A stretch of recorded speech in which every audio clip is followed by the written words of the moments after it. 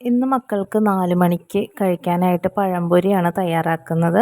അതിനുവേണ്ടി 1 കപ്പോളം മൈദ എടുത്തിട്ടുണ്ട്. അതിലേക്ക് 1 പിടി ഓട്സ് ചേർത്തു. 1/4 കപ്പോളം അരിപ്പൊടി ചേർത്തു. 1/4 സ്പൂൺ മഞ്ഞൾപ്പൊടി, 1 കൈക്കുമ്പിൾ അളവിൽ പഞ്ചസാര, 1 നുള്ളു ഉപ്പ്. ശേഷം കൈകൊണ്ട് നല്ലോണം മിക്സ് ചെയ്ത് കുറേശ്ശെ വെള്ളം ഒഴിച്ച് ചെറിയൊരു കട്ടിക്ക് മാവ് കലക്കിയെടുക്കണം. വല്ലാതെ കട്ടി കുറയരുത്, കാരണം നേന്ത്രപ്പഴം വളരെ കനം കുറച്ചിട്ടാണ് നമ്മൾ സ്ലൈസ് ചെയ്തെടുത്തിരിക്കുന്നത്. അപ്പം മാവിന് കുറച്ച് കട്ടി കൂടിയിരിക്കുന്നതായിരിക്കും നല്ലത്. ഏകദേശം ഈ ഒരു പരുവത്തിലായി കഴിയുമ്പോൾ നമ്മുടെ മാവ് തയ്യാറായി.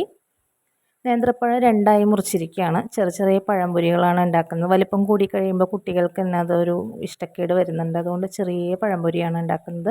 നല്ല വെളിച്ചെണ്ണയിലാണ് ഉണ്ടാക്കുന്നത്. വെളിച്ചെണ്ണ ഒഴിച്ചതിന് ശേഷം ഒരു 3-4 തുള്ളി നെയ്യും കൂടെ ചേർത്ത് കൊടുത്തിട്ടുണ്ട്. എണ്ണ നന്നായി ചൂടായി കഴിയുമ്പോൾ ഓരോ പഴവും 2 പുറവും നമ്മൾ മാവിനെ നന്നായി മുക്കി തിളച്ച വെളിച്ചെണ്ണയിലേക്ക് ഇട്ട് കൊടുക്കുകയാണ്. ഈ ഓട്സ് ഒന്നും കുട്ടികൾ അങ്ങനെ വെറുതെ അങ്ങനെ കഴിക്കില്ല.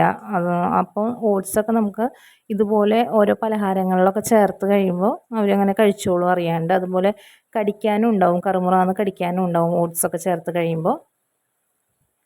2 പുറവും മറിച്ചിട്ടതിന് ശേഷം ഒരു ബ്രൗൺ കളർ കയറി തുടങ്ങുമ്പോൾ നമുക്ക് കോരിയെടുക്കാം. എനിക്ക് ചട്ടകം അത്ര കംഫർട്ടബിൾ അല്ല. എൻ്റെ കയ്യിലുള്ളതൊരു മരത്തിൻ്റെ പപ്പടം കുത്തിയാണ്. ഞാൻ ഏകദേശം എണ്ണ പലഹാരങ്ങളൊക്കെ ഈ ഒരു പപ്പടം കുത്തി വെച്ചാണ് ഇങ്ങനെ കുത്തിയെടുക്കുന്നത്. അങ്ങനെ 2 പുറവും വെന്ത് കഴിഞ്ഞപ്പോൾ ചട്ടിക്കകത്ത് സത്യം പറഞ്ഞാൽ സ്ഥലമില്ലാത്ത പോലെ തോന്നി. പഴംപൊരി വെന്ത് വരുമ്പോൾ കുറച്ചൊന്ന് വീർത്ത് വരുന്നുണ്ട്. അതുകൊണ്ട് എൻ്റെ പാത്രം ചെറുതായി പോയി. പക്ഷെ ഇത് നല്ല പാത്രം കേട്ടോ, നല്ല അടികട്ടിയുള്ള നല്ല ഇൻഡാലിയത്തിൻ്റെ ചീനച്ചട്ടിയാണ്. ഏകദേശം പലഹാരങ്ങളൊക്കെ ഞാൻ ഈ ചട്ടിക്കകത്ത് തന്നെയാണ് ഉണ്ടാക്കിയെടുക്കാറ്. അങ്ങനെ പലഹാരം ഉണ്ടാക്കി എൻ്റെ കിച്ചണിൻ്റെ ചുമരൊക്കെ ഏകദേശം പൊളിഞ്ഞു തുടങ്ങി ചൂടടിച്ചിട്ട്. കാരണം നല്ല ചൂടാവുന്ന പാത്രമാണിത്, പെട്ടെന്ന് ചൂടാറില്ല. നല്ല ക്രിസ്പി ആയിട്ട് നല്ല ടേസ്റ്റിൽ കിട്ടിയിട്ടുണ്ട് പഴംപൊരി. എല്ലാവരും ഉണ്ടാക്കി നോക്കിയിട്ട് കമൻസ് അറിയിക്കണേ.